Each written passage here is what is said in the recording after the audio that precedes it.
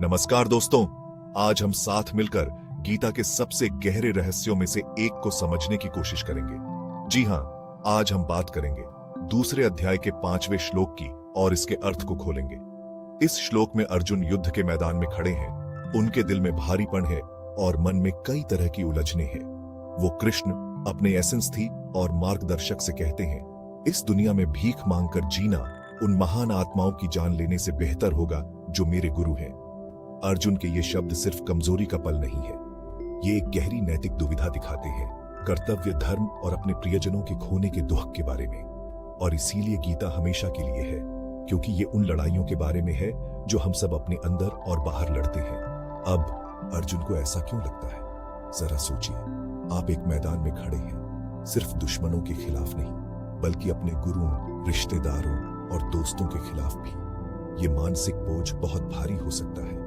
अर्जुन जीत के मकसद पर ही सवाल उठाते हैं जब उसकी कीमत इतनी बड़ी नैतिक समझौता हो।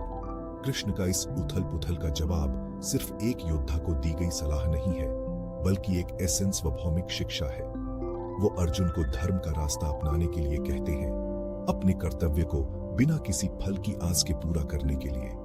कर्म योग के नाम से जानी जाने वाली ये अवधारणा गीता का एक मूल सिद्धांत है।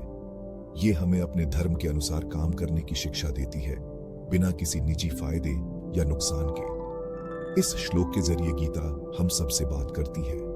ये हमसे पूछती है, हमारी लड़ाइयां क्या है? हम किन ड्यूटियों से इसलिए कतराते हैं क्योंकि स्टेक्स बहुत दुखदायक लगता है?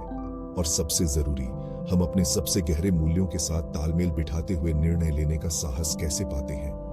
दूसरे अध्याय के 5वें श्लोक को समझना सिर्फ प्राचीन ग्रंथों को समझने के बारे में नहीं है, ये इसके पाठों को अपने दैनिक जीवन में लागू करने के बारे में है, स्पष्टता और बुद्धि के साथ निर्णय लेने के बारे में। चाहे आप आध्यात्मिक खोजी हों, किसी मुश्किल दौराहे पर खड़े पेशेवर हों या किसी निजी दुविधा का सामना कर रहे हों, गीता की अंतर्दृष्टि एक प्रकाश स्तंभ की तरह है जो हमें उद्देश्य और सत्यनिष्ठा के साथ जीवन जीने का मार्ग दिखाती है।